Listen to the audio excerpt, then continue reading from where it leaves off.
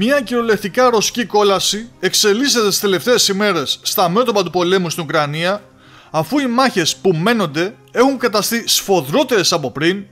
κάτι που απορρέει και από τις πρόσφατες εκθέσεις του Ρωσικού Υπουργείου Άμυνας, που παρότι δεν αναφέρουν νέες καταλήψεις οικισμών, μιλούν για πολύ μεγάλες ουκρανικές απώλειες, αλλά και από τις πρόσφατες δηλώσεις Ουκρανών αξιωματούχων, ακόμα και του ίδιου του Προέδρου Βολοντίμιρ Ζελένσκι, που επισήμαναν τους πολύ μεγάλους αριθμούς βομβών και μη επανδρομένων εναέριων οχημάτων που χρησιμοποιούν πλέον οι ρωσικές δυνάμεις στα πεδία των μαχών, καθώς η Ρωσία έχει αυξήσει κατά πολύ την παραγωγή της σε όλα τα οπλικά συστήματα.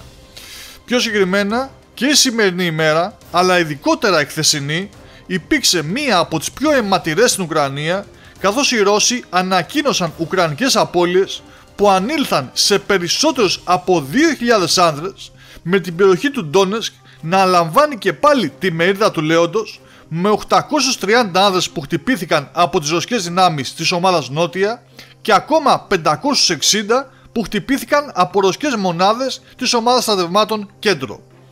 Και όσον αφορά την καταστροφή στρατιωτικού υλικού, τα αμερικανικά Bradley έχουν πάρει τη θέση των αρμάτων μάχης Abrams και καίγονται σαν σπίρτα. Γι' αυτό άλλωστε πριν από λίγες ώρες, ουκρανικά μέσα ενημέρωσης δημοσίευσαν πληροφορίες ότι ο Λευκός Οίκος σκέφτεται να στείλει στρατιωτικούς εργολάβους στο έδαφος της Ουκρανίας για να επισκευάζουν επιτόπου και φυσικά πιο γρήγορα τα χτυπημένα από τους Ρώσους στρατιωτικά οχήματα και λοιπά αμερικανικά οπλικά συστήματα που έχουν σταλεί εκεί.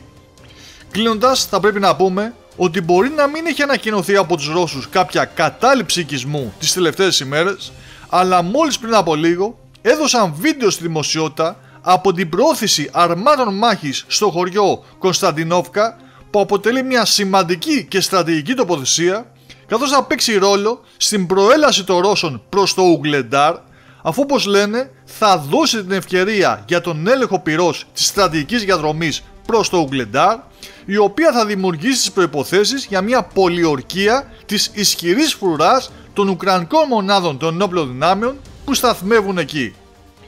Και η ρωσική κόλαση συνεχίζεται με αμύωτο ρυθμό.